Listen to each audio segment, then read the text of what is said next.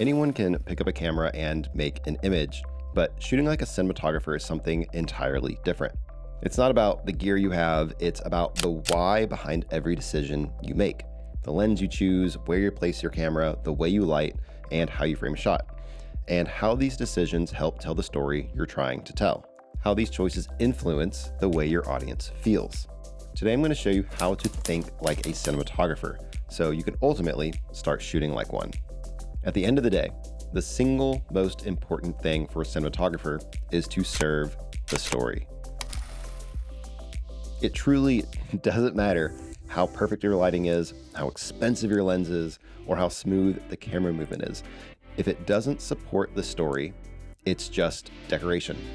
As an example, I was watching one of the Jurassic World movies with my son the other day, and there was a shot where the camera pushed in on the main character, Owen, on a dolly. The shot looked really nice, the lighting was great, it looked really expensive, but to me, the shot made no sense for how Owen was supposed to feel in that moment or how the audience, us, were supposed to feel about him. It felt like, to me, the only motivation behind that shot was, yeah, this looks really cool. And it did, but that was it. At its core, cinematography is visual storytelling. So every decision you make, where you put your camera, how close you are to the subject, whether you're using soft light or hard light, all of that changes how the audience feels about the story that is happening in front of them. And trust me, I know all of this just sounds like a bunch of artsy, fartsy fluff, but to be honest, I used to think that's what it was too. But that was until I learned that it's not only true, but all of this stuff is extremely important when you are making an image. So just think about it this way.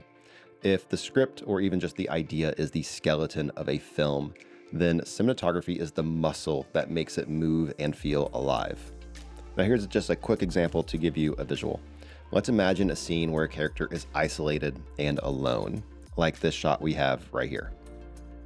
If I light them with a soft, warm light and place the camera at eye level, even though this character is isolated, it still feels warm and inviting, which doesn't serve the original intent of the story, which is to feel alone and sad and isolated.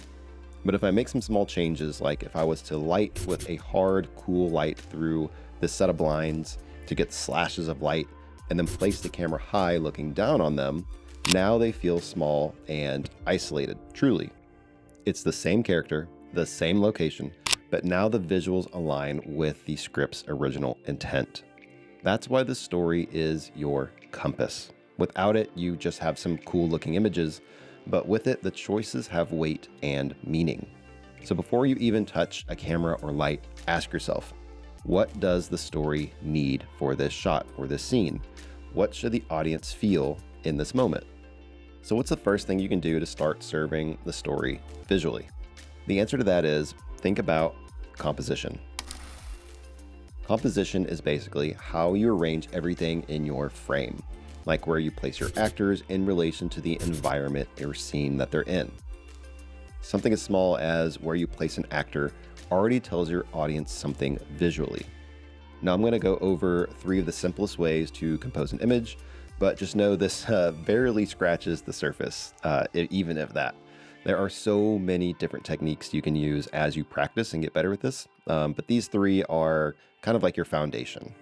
First is the ultimate one, the rule of thirds.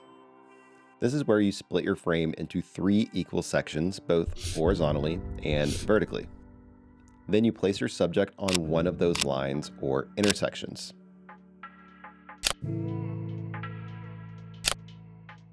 Now we do this because our eyes, just as human beings, are naturally drawn to these lines and these intersections. Now, this isn't just an opinion of mine, this is actually backed by psychology, which is why it's so powerful. Next, we have center framing. This is simply putting your subject into the dead middle of a frame. It creates symmetry, it feels deliberate, and sometimes, depending on the context or the story, it can even feel confrontational. If you're a fan of Wes Anderson and you've seen his work, you'll know that he's an absolute master at this. The third one is edge of frame. This is when you push your subject off to the side of the frame, which causes your shot to feel unbalanced.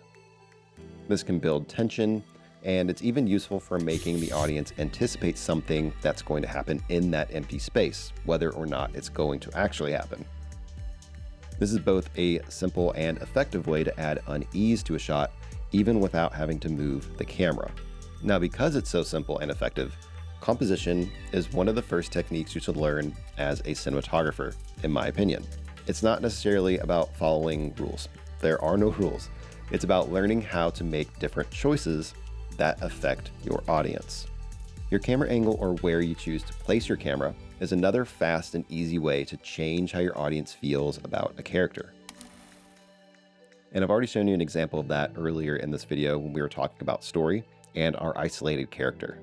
So for camera angles, we're going to go over 3 examples just for the sake of time. But again, this barely scratches the surface, even if that. So keep that in mind. First, we have the low angle. This is when the camera is looking up at your subject. It's often used to make someone feel powerful or heroic, and depending on the context or the story of your film, they can even be intimidating. Second is the high angle. Obviously, this is the opposite effect of a low angle, and it makes your character feel small, weak, or vulnerable. And last, we have shooting at the character's eye level. This is typically meant to feel neutral. It also makes your subject or character feel more approachable or relatable. It's a camera angle that's really good for adding connection to the audience to a character or two characters together. On top of camera angle, you also have camera placement, and this is where you physically put or move your camera in a scene. Like changing the distance, the physical distance from a subject can add or take away a level of intimacy with the audience or not. So a wide shot from across a room can make a character feel small or even insignificant, whereas a close-up of a character's face can really pull your audience into what that character is thinking or even how they're feeling. Now, the camera's position in a scene can also change the perspective. Are you behind the character seeing what they see? Or is the camera in front of them catching their reaction to something that's happening? That small choice can shift whether your audience feels like a participant in a moment or a witness. So great compositions and motivated camera angles set the foundation for your image, but lighting is the first step to truly giving it life. Lighting isn't about how bright something is. It's about the emotion that lighting creates. The same subject in the same space can look inviting, worried, or even terrified just by changing how they're lit. I would even argue it's the most powerful storytelling tool we have, and that's why lighting is the heart of cinematography. So we're going to go over just some basic, very basic lighting techniques. And first we have front lighting, which is also known as beauty lighting. If I put a light right in front of my face, it removes all of the shadows. And because the lighting is so even, it helps reduce imperfections on my face, hence why it's called beauty lighting. Now, you'll see this technique used a lot for like a perfume or makeup commercial, for example. Then we have side lighting. So let's take that same light, move it about 45 degrees or so off to the side, and we're going to raise it up just a little bit. Now you can see this shot feels more dramatic and three-dimensional. Instead of everything looking flat and even, the shadows bring out the shape of my face. So let's leave our side light up, and now let's bring in what we call a fill light. This is a light that will go on the opposite side of our side light. You can see it soften the shadows, and now the scene doesn't look too dark or dramatic, or at least as much as it did before. So here I took an additional light and used it as a fill, but you can also use something as a bounce as a fill. So you can use like a big piece of white foam board, for example. Adding a fill makes the shot feel more natural and more welcoming. And obviously that all depends on the context and what you're going for. And here's my favorite lighting technique: negative fill. Let's remove the fill light we had, and instead of adding more light, we're going to block some or take some away. I'll be adding what's known as a flag, but this can be just a dark piece of fabric like a black curtain. So watch what happens. The shadows get even darker, adding more contrast and mood to the shot. This is a very simple trick that cinematographers use all the time to add intensity or make a scene feel more dramatic. So the point isn't just about where you put a light, it's about why you put it there. Good lighting changes how your audience feels about a character, even if the character doesn't say a word. Here's something I don't think is said often enough. The lens you choose will affect your image way more than the camera body you're using. Change the focal length, and you change how the audience experiences the scene. For example, seeing more of the scene or this world that you're creating, or focusing on a single character. So let's take a wide 20mm lens. It exaggerates space, making close objects look bigger and far objects look smaller. This is of course why wide lenses are commonly used for establishing shots. They give your audience a lot of context on the world your character is in.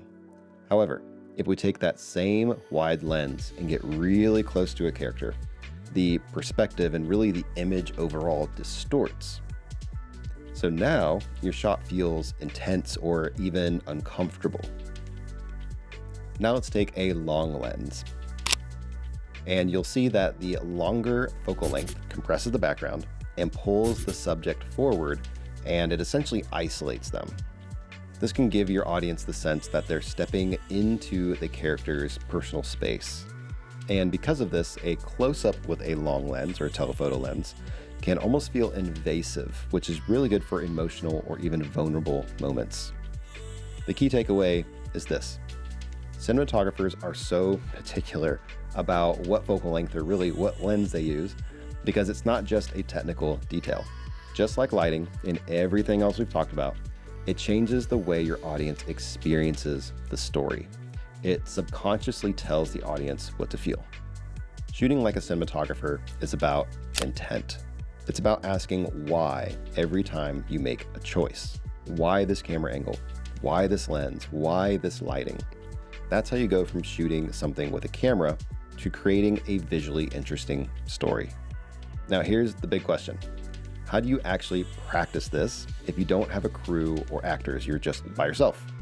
That's exactly what I cover in my video on how to practice cinematography by yourself. You can check it out right here. And in it, I'll give you real exercises you can start today to start building your skills.